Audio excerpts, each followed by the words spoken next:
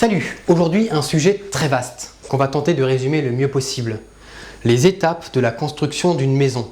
Tout commence avec le terrassement, qui consiste à niveler le terrain de façon à ce que la maison puisse reposer sur une base solide. Ensuite, c'est l'excavation.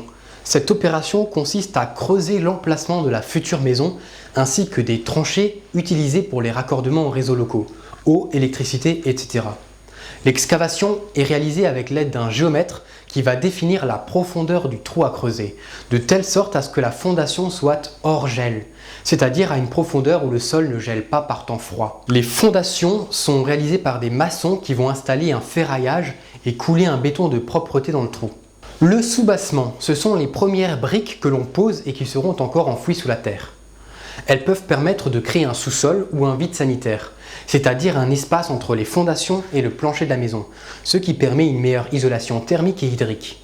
Il est aussi possible de faire un soubassement en hérisson, c'est-à-dire que le rez-de-chaussée repose directement sur les fondations. Dans le cas présent, il s'agit d'un soubassement en vide sanitaire bâti avec des parpaings. Et il ne faut pas oublier les accès pour les raccordements aux réseaux locaux. Il convient maintenant de fabriquer le plancher du rez-de-chaussée. Pour ce faire, des poutrelles sont disposées sur les briques. Ce sont des poutrelles de béton qui renferment des câbles d'acier torsadés. L'espace entre deux poutrelles est défini en fonction de la taille des ourdis choisis. Les ourdis, ce sont ces éléments creux, généralement constitués de béton, mais parfois de terre cuite, de polystyrène ou de bois aggloméré. Les ourdis se posent sur les rebords des poutrelles. Par-dessus, un treillis métallique est posé et une dalle de béton est coulée. Le treillis métallique permet de renforcer le béton qui devient alors du béton armé. Et voilà, la dalle constitue le plancher du rez-de-chaussée. Puis les murs peuvent être montés. Ici, la méthode dépend du type de matériau de construction choisi. Il peut s'agir de parpaing, c'est un bloc de béton creux qu'on appelle aussi agglo ou moellon, qui a l'avantage de posséder une bonne résistance à l'usure et aux intempéries. Il est peu coûteux, par contre c'est un très mauvais isolant thermique et il est imperméable à l'humidité. Les briques creuses en terre cuite qui sont perméables à l'humidité et qui possèdent une bonne résistance thermique. Les briques monomures, ce sont des briques alvéolées en terre cuite. Elles possèdent de bonnes performances énergétiques mais sont assez coûteuses. En plus, la pose de ces briques est plus compliquée. Sinon, il y a aussi les briques en béton cellulaire ou thermopierre qui possèdent également de bonnes performances énergétiques. De nos jours, ce sont surtout des briques creuses qui sont utilisées. Elles sont fixées entre elles avec une fine couche de mortier-colle. La colle forme un joint très fin qui améliore donc l'isolation thermique. Au niveau des portes et des fenêtres, on installe des linteaux qui servent à soutenir les éléments qui se trouvent au-dessus. Puis, on va rajouter encore un plancher supérieur. On dispose donc des poutrelles maintenues par des étais qui permettent de soutenir provisoirement le plafond. Puis on dispose les ourdis sur les poutrelles, en pensant bien sûr à laisser une ouverture pour faire passer un escalier. Et on va faire couler une dalle de béton comme pour le plancher du rez-de-chaussée. Maintenant, on va fabriquer un toit. Dans la présentation, on va choisir un toit en bâtière, c'est-à-dire un simple toit à deux pans.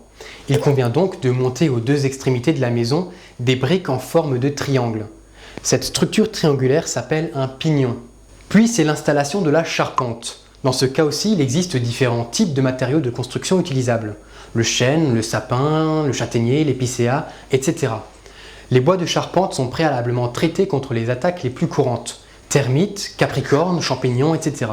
Les premières poutres en bois qui sont posées sont appelées pannes. Ce sont sur ces pannes que vont reposer l'ensemble de la structure du toit. Les pannes sablières sont fixés sur les murs horizontaux, à la base du versant de toiture. La panne faîtière est posée au sommet de la charpente.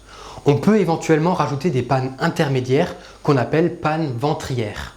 Puis les pentes des pignons sont mises à niveau pour en faire des pentes lisses. Cette opération s'appelle l'arasage. Pour ce faire, on réalise un coffrage avec des planches en bois et on fait couler un béton suffisamment épais pour ne pas couler hors du coffrage. On obtient alors une arase. Verticalement aux pannes, on fixe des chevrons qui sont des poutres plus fines que les pannes. Et sur ces chevrons sont cloués des lattes à toit nommées lithos. Les lithos sont posés horizontalement et doivent avoir un écartement régulier qui est défini par le type de couverture qu'ils doivent supporter. L'écartement entre les lithos est appelé pureau.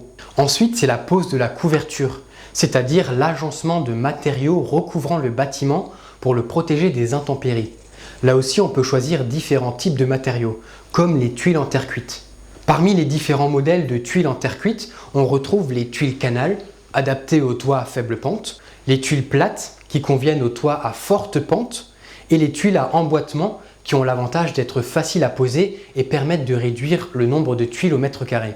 Sinon, il existe aussi les mêmes modèles mais en béton, qui sont plus lourdes que celles en terre cuite, mais qui ont l'avantage de mieux résister au gel et qui ne se gorgent pas d'eau en cas de pluie. Ensuite, il y a aussi la possibilité d'une couverture constituée d'ardoises, qui peuvent être soit naturelles, soit en béton, ou bien des shingles, qui sont des bardeaux bitumineux, qui ont l'avantage d'être très légers, imperméables et résistants au gel. Il existe de nombreux termes techniques relatifs à la couverture, comme les faîtières, ce sont des tuiles demi-rondes qui recouvrent la panne faîtière, les arrêtiers qui se posent au niveau des arêtes entre deux pans de toiture, les noues qui se posent au niveau des arêtes rentrantes entre deux pans de toiture, le pureau qui signifie aussi la partie visible de la tuile, c'est-à-dire la partie en contact avec l'eau lorsqu'il pleut. La pose de la couverture confère au bâtiment le statut hors d'eau. Puis, la pose des portes et des fenêtres extérieures confère au bâtiment le statut hors d'air. Et c'est déjà la fin de la partie gros œuvre du chantier. C'est maintenant la partie seconde œuvre, que nous verrons dans d'autres émissions. Dans la partie seconde œuvre, il y a l'électricien qui installe le circuit électrique de la maison, le plombier qui s'occupe des systèmes d'arrivée et d'évacuation de l'eau, le chauffagiste qui installe les équipements de chauffage, puis il y a la réalisation de l'isolation sur les murs, plafonds, toits, et le revêtement des murs avec de l'enduit ou du plâtre. Les dernières étapes consistent à équiper et à embellir la maison, éventuellement l'installation d'un escalier s'il y a un étage à la maison, ou la pose de carrelage, de linoléum, de moquette ou autre. Puis pour finir, l'étape la plus importante, la décoration.